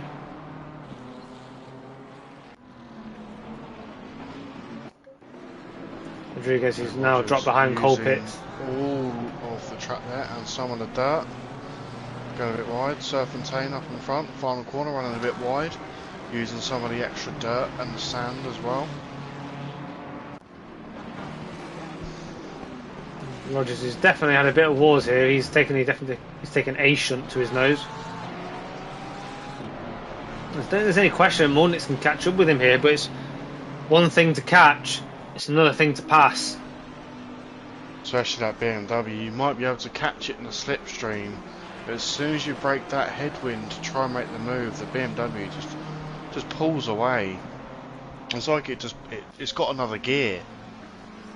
Oh, big battle up in front. Grafe and Coppens side by side there. Just sort of a glimpse of that as it was happening.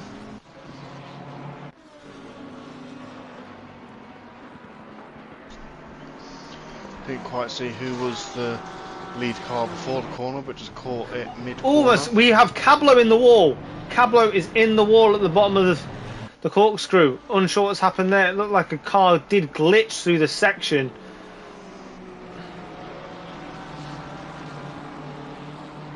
Cablo, who was originally P16, is going to drop well down the order now. What a shame. We've got Damrat driving up the inside of Harvey. Was that Harvey taking back his position on Damrat? We've got Colpitts overtaking Mornix down the start straight using the BMW power.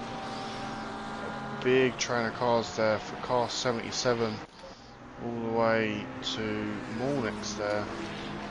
So go back towards the front. Revel is now within a quarter of a second of Prentice. And it also looks like Clayton is really caught up to Sween.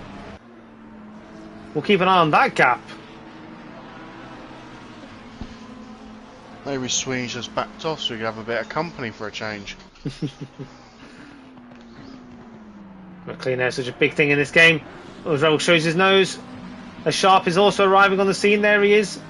Only 2.2 seconds behind. I think that'll be closer as they come across the line. But Clayton, having escaped the clutches of the battle for the final podium spots, now is lighting up the rear of Sween, who I don't know if he's had a moment to drop this sort of pace, or Retro Series correct, and he's just lonely. With that battle behind, Prentice dipping into the bit of the dirt. Revel dropping back ever so slightly, but he doesn't want to be too close. As car 104 has served the penalty. That was Richings. Oh, as Prentice goes a little bit deep again, but seems to have regained control of the car. Ooh. Further back, Damrat. Oh, just Damrat on twitch to the inside of Grace. Grace goes a little bit defensive just to cover off the entry into turn 6. Grace going a little bit wider, carrying a bit more speed. Opens the door for Damrat momentarily, but move was never on. JSC ahead, just bottlenecking this as he dives through Rainy Curve. Damrat really in the battles today. Has he got to pick his braking perfectly there? He does. And well on the power. Picks up the slipstream. It's closing. Grace shuts it off to the inside. Damrat, sticks his nose to the inside. And gets it clipped off. And then that spins Grace. I think it was more necessarily not putting the blame on JC or JSC there. So he did run really deep into turn 2, and I think Grace just might have backed off a little bit, which then backed up Damrat into him. As I've just picked up Kravek trying to defend, trying to attack Eden ahead. As Sweens, that's the new fastest lap of the race. Going to interrupt you there, mate. I'm not quite sure what happened, but Sharp has overtaken Revel. Whether Revel let him pass, obviously it's not his fight in class. Obviously Sharp has now been released into... sorry Retro, we're going to go to the lead. Clayton is coming as the final turn within only a few tenths of Sween. He's got a great run now. Slipstream is picked up. Ferrari versus McLaren. They're going to be really close going into the second turn. Sween takes a wide line, going strategically defensive, but then cuts in. It's quite a strange approach, but it seems to be working. Clayton follows him through, and through that section, Sween does seem to have managed it better. But Clayton has not given up. It does look like Sharp behind is already right on Prentice. We're going to stay with this lead battle until this gap opens up that little bit, or an overtake happens. We'll be here for it. As Clayton uses the absolute maximum of the track limits, round turn 5. Maximum again round turn 6.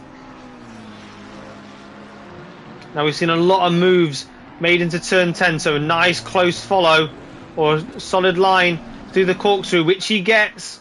Uses it well through the rainy curve, but he doesn't want it to rain for Sween. He wants it to pour, as that just closes up.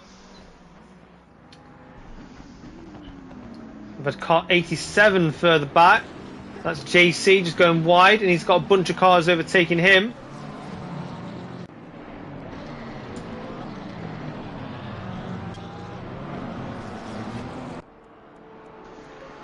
Yeah, JC just back this pack back up.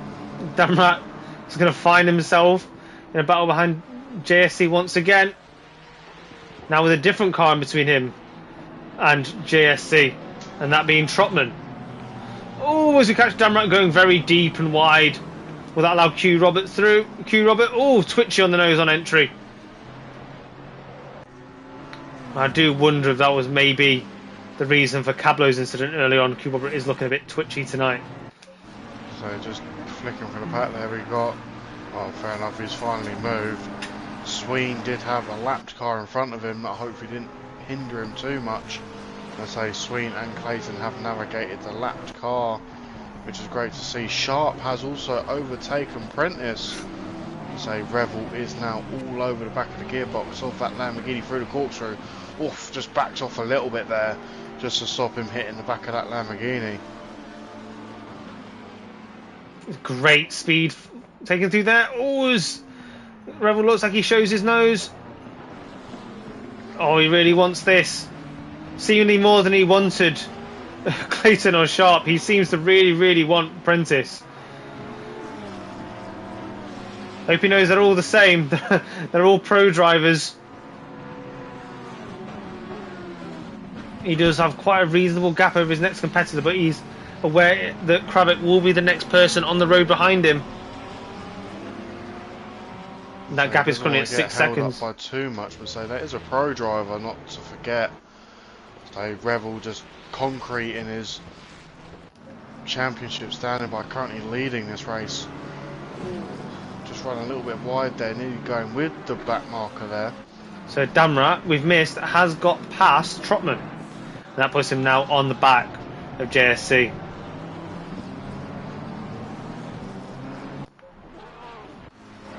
So we're back on board with Revel. Now pushing along the Lamborghini of El Prentice. Sharp very much now running his own race. He's got a gap in front and behind. Sween does seem to just be managing Clayton.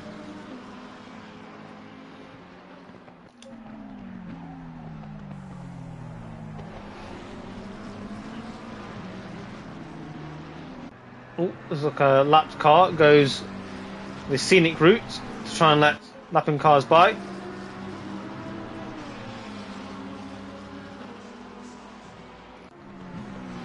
Actually, Revel's pick up a lot of dirty air here. Damrat's in the wall. Damrat was in the wall at the corkscrew. He's dropped a load of positions there.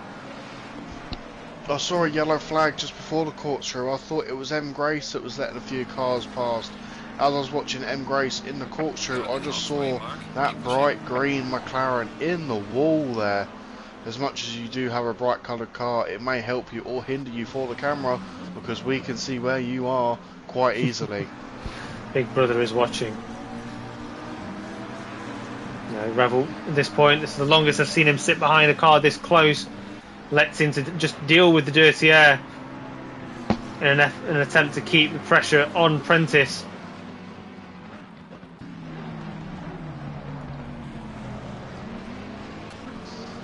Need to be careful they're not killing their tyres. But this is a sprint. If they die just after the race, it's all good. Was Kyle really, really showing interest on every single corner as they navigate through the lapping traffic.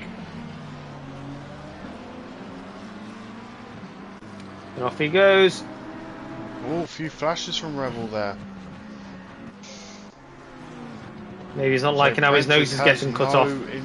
No reason to let him past. Well, the lapping traffic behind goes very deep.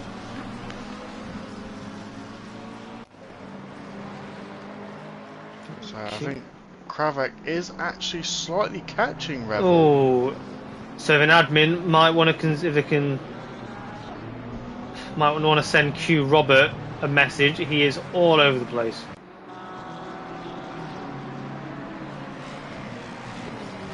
Just seen him jump a few.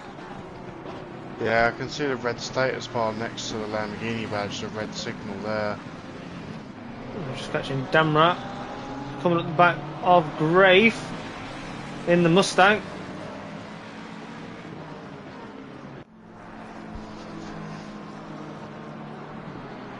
Oh, as we see, Mustang and BMW swapping positions. The Lamborghini pushes on, but he's causing drama behind.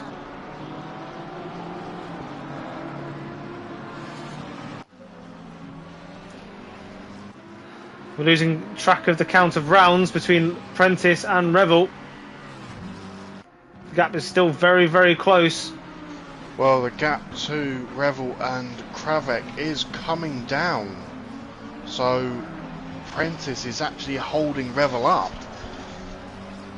Yeah, so, I mean, 246 off at the bottom of the corkscrew. And that is 246 is Trotman. Oh, yeah, my apologies.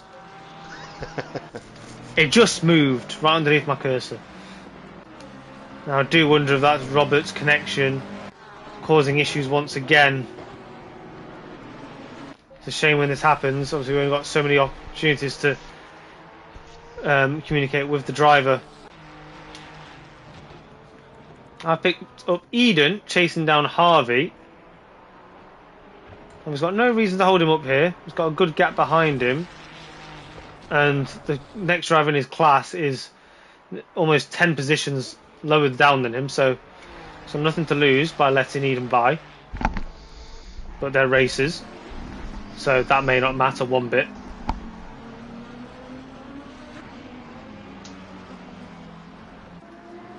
Oh, there's Clayton now down to 3/10. He might even have an opportunity for an outside move around Sween. Sween defends the outside, just drifts him out there. And this is the closest I've seen Clayton for this battle for the lead. He has 16 minutes left to navigate. There's more lapping traffic ahead. I do wonder with how long Clayton's been sat behind Sween here, what opportunities do you think he has? If Sween has to go defensive into turn 5, will that compromise his run out? I think it does. As we've got a few more people tuning in for the final period of this race, thank you so much for joining us. Drop a like, subscribe to the channel. We bring this racing every single week. Super Sprint Sunday, you have joined us during race 2. A 40-minute sprint from start to finish, no pit stops, no tyre changes, nothing like that necessary. As they navigate the traffic, it's Clayton. Oh, an extra bit of gravel to give himself the space to the lapping traffic through turn 10. Sharp's closing in on this retro. 2.2 seconds. As Revel has taken Prentice. Revel has taken Prentice. He has, yeah. I was just watching that last little bit just before the corkscrew. Prentice run wide, bit of dirty tyres there going for the corkscrew. I think that might have hurt him. So the rainy curve just after it, so run deep, kissed the curb, sent him for a bit of a slip and a slide there.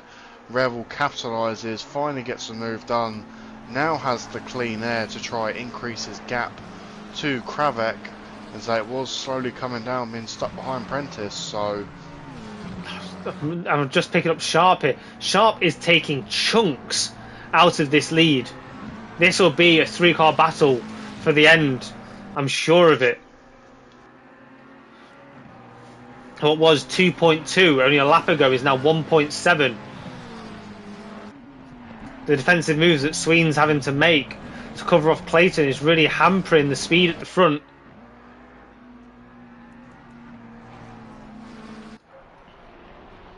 Harvey still quite close on the back of Eden for the battle for P7, but no need to overtake him.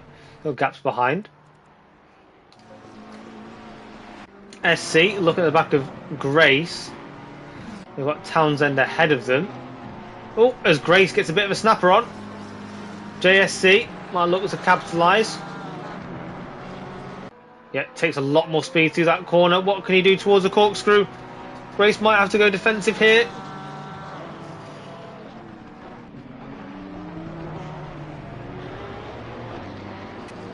All cars through the corkscrew very cleanly. Down through the rainy curve.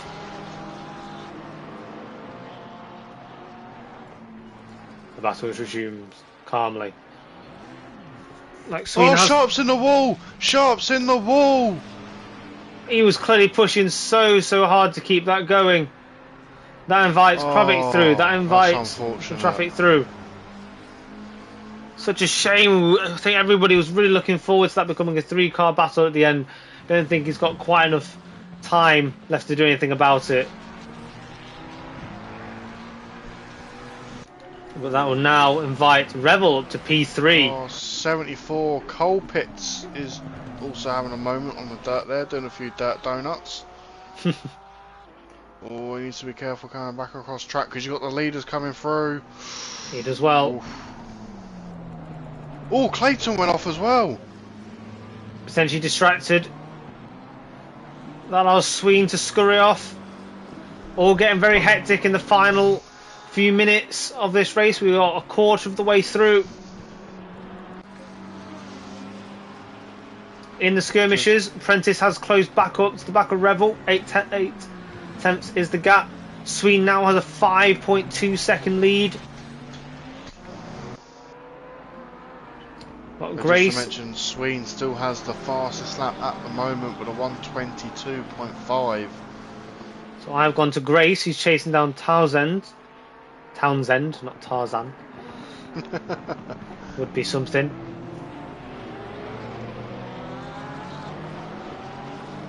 Townsend, he doesn't get the best drive there, but enough to cover Grace off for now. The AM drivers doing themselves well in the side of the top 10.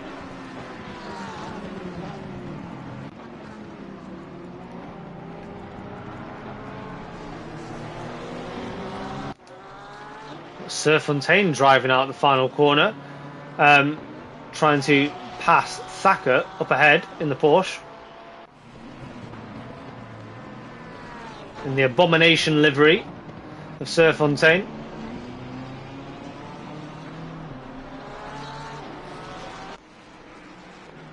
Looks like Q Robert has managed to calm down his connection, as I just see his car doing quite funky through turn 3.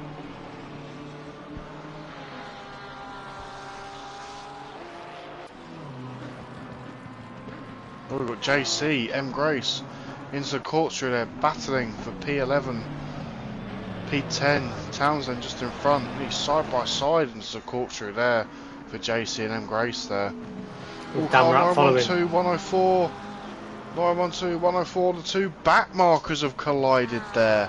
Oh, and Richings looks really worse for wear there. Oh, they've got cars coming on behind them. They want to move out of the way of that. Coppens, P19. As Richings just returns to the pits.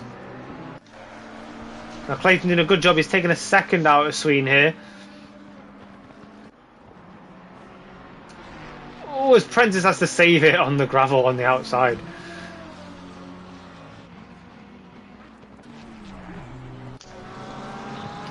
Well, Townsend is very close. Well, he's just had Damrat overtake him. I think he's had a moment because Damrat was behind both of them momentarily before.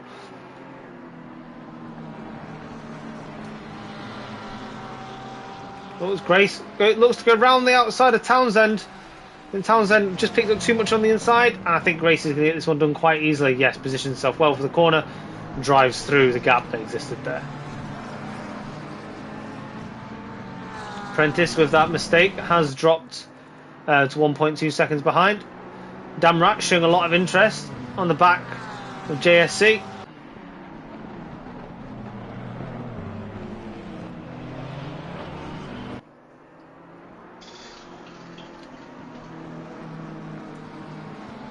Ooh, Trotman. Oh, it's Damrat.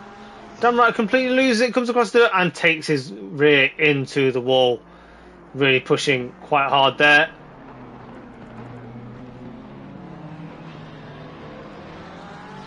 Yeah, Trotman's doing the same. Oh, there's another car as well. Who's that? Oh, reversing off track. Please don't do that.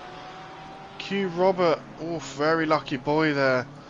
Connection a little bit jump. Oh, what's he doing? Reversing again. The leader's coming through. Oh, I think Coppins did very well to avoid him. Oh, Frez. Oh, I don't know where to look, buddy. Clayton narrowly avoids the car there of Q Roberts. If there's any chance to buy a new pair of underwear, it's then. That's definitely a try before you buy scenario.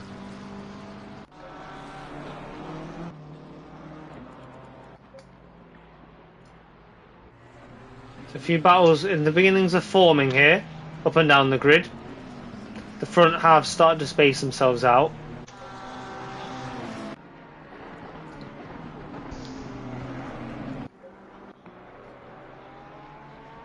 Serfontaine closing on Thacker still.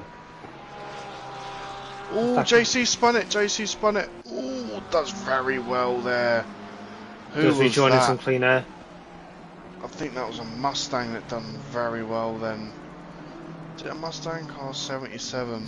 Yes, it is. That's S-Grafe. We've got numerous cars in the pits now, looking to try and just get to the end. One of those being Q Robert, so his connection won't plague the grid for at least a few minutes. Damrat on the back of Townsend. We've seen this battle before. Well, also nothing we've seen before is Damrat dipping his tyres in the dirt. Gets a bit of a slide coming around turn 4, but we like that.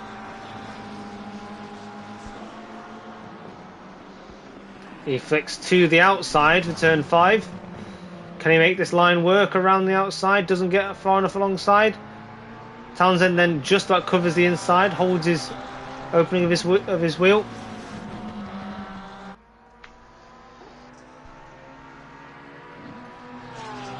Damrat with brilliant flat to the floor racing. It's been his undoing for a bit this race, but it's still nice to watch. Oh, as he gets through the corkscrew ahead. What happened to Townsend there for Damrat to get through? Wow.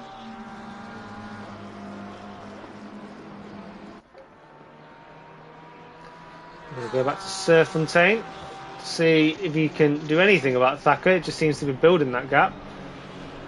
This car 500 has gone back to the pits. That's Clayton. Car 500 Clayton. Clayton in the pits. Absolutely. Maybe his wheel disconnected again. Oh no. I don't know. Might be right, might be wrong. Now Revel, if you're watching, let us know. And Revel finds himself inheriting P2 and everybody inheriting a position now with Clayton in the pits, apart from Sween. I don't think Revel can quite believe his luck.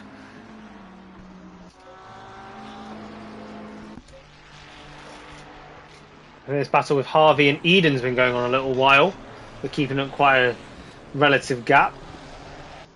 About 7/10. Oh, JC spun it. JC spun it. He's not having a great night as JSC. Does keep himself going the right way. Unfortunately does damage his ego there. And does now promote Thacker right on the back of the bumper of that BMW. If Thacker can overtake that BMW, he could push himself. But an update in the comments, here. Clayton binned it. So potentially his wheel did disconnect, but he did have a collision. Not just a technical issue, but the subsequent Thacker issue. Gets through. Serfontaine also gets through. But the fight for the final podium point or place is hotting up the last 4 minutes of this session. Serfontaine looked like he had to cut through the basement there a little bit. Further up, Damrat is behind M. Grace for the P9. This is a fight in class. So, Bubs, if you weren't listening earlier, Clayton was having issue with his wheel disconnecting, so that might be the cause for the incident. Harvey making no inroads on Eden as close as it is, but they are coming with some lapping traffic, so maybe this might provide an opportunity. Lapping traffic gets out of the way nicely.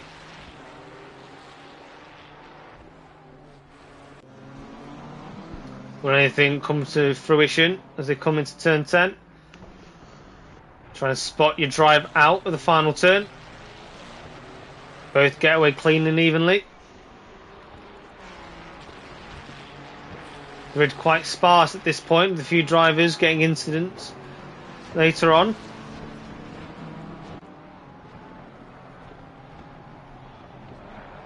This is the closest battle on the grid at the moment. Harvey racing Eden, the P6. Harvey potentially just calmly staying behind, as he there's no reason to overtake two cars in a class above him. They're spread across 20 seconds. But he pushes on nonetheless. He will take that position if it gets handed to him. As Revel was just taking half a second out of Sween in that last lap. He hasn't got quite long enough to take all that time out unless Sween really makes a mistake.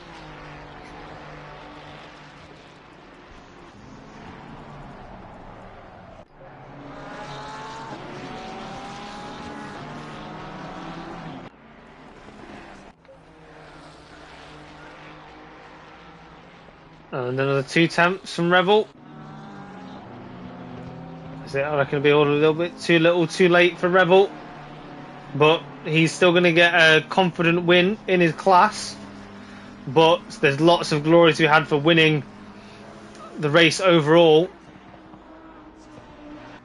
Now underneath 3 seconds. I mean, is this a quick enough rate, Retro? No, definitely not. I mean, by the time they get back to the start line, it might be one more lap, it might be 2 laps possibly, or whether Sween might just ease off a little bit just to get that last lap confirmation. Oh, it was Sween. Oh no, that's not Sween. There was a back marker over the curb, sorry. For those Sween supporters, someone did just go over the corkscrew. Sween does seem to be navigating them now. Just marginally again, if he doesn't get to take the optimal line. Just get through without loss too much. Revel can use a little bit of slipstream here. JSC. Yeah, Lino, final lap. I don't think Revel's got enough in him. 1.8 seconds it is now. But still with a laughing traffic in between them.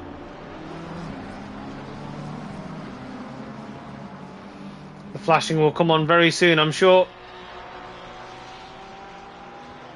Nope, yeah, not needed. 3 tenths. I don't think it's going to be enough, buddy. I mean, Sween is just trying to coax it home, but I can tell that Revel's hungry. He wants this. Doesn't matter how relevant it is to his championship, he wants this.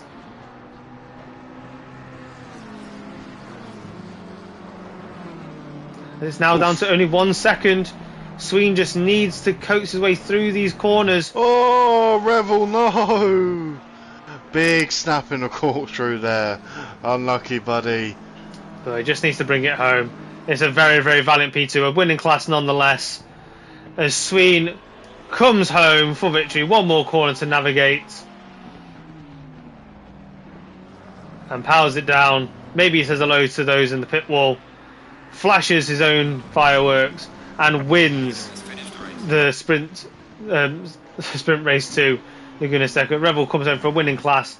Prentice comes to line for a P2 in class, as does Kravek, as he's being chased down by Sharp, who will take a P3 in class. And G. Harvey, who has been leading Eden for quite a while, is going to come home for his P3 in class. Eden with a P7 on the road. We get a P4. And Heyman's just about to come to the line. Going to take P1 for the Pro-Ams and Am class there. Congratulations to him. And Grace has fended off a lot of battles here. Still got Dunrat chasing him, but I think he'll get to the line just fine. And Townsend fights off. Oh, I think that Grafe has just got ahead of him, actually. As a come across the line. Yep, Grafe takes that. Townsend taking a solid P2. And Thacker has been fighting off Surfontaine for quite a while. He's still got one more corner to navigate. Do they go? Will there be any challenge to the line? I don't think so. And Thacker is P3 in class, followed by Surfontaine. And I think most of the other drivers have finished their race already. With Trotman in the pits. But thank you so much, everybody, for following us this evening. You've had Laguna Seca at dusk, at night time, and daytime. You've sweated out with us, been keeping up with other battles.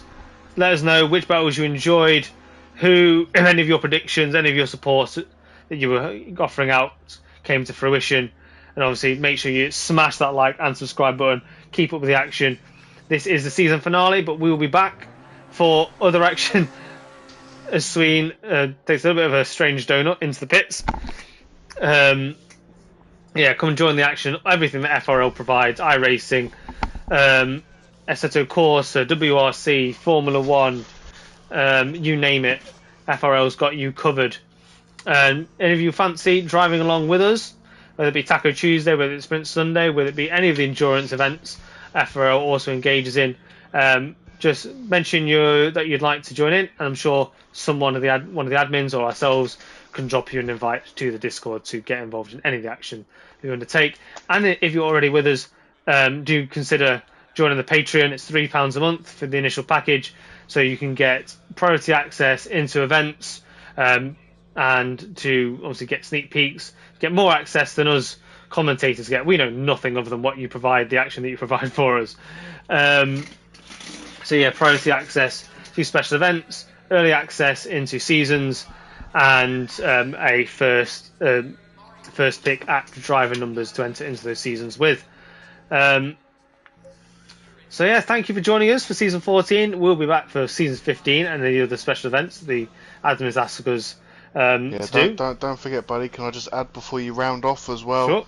So the off-season events, obviously, as Greg has just lovely said, so the off-season events is a 180-minute Silverstone driver swap one-off only event. If you are in a Discord, do get involved with the admins if you do want to take part in that. They are doing a European Rivera road trip. Obviously get on that as well. There's an off-season Change It Up mini-series, which is quite fantastic, which I've just clicked on now just to see. Quite spicy to do. Also the Change It Up mini-series with cash prizes to be won. So there you have it, folks. There is cash prizes for the Change It Up mini-series with a few twists, a few spicy stuffs, all tracks open with open strat, the element of competitiveness, no forced mandatory stuff. It is all man, machine, tactical mastermind play. So if you've got a mega mind behind a class racing craft, then you might be in for a few pennies for a pound. And say, do get involved with the Discord, guys. Say, get involved. If you do want a link, do drop a message below, and one of the admins will drop it for you.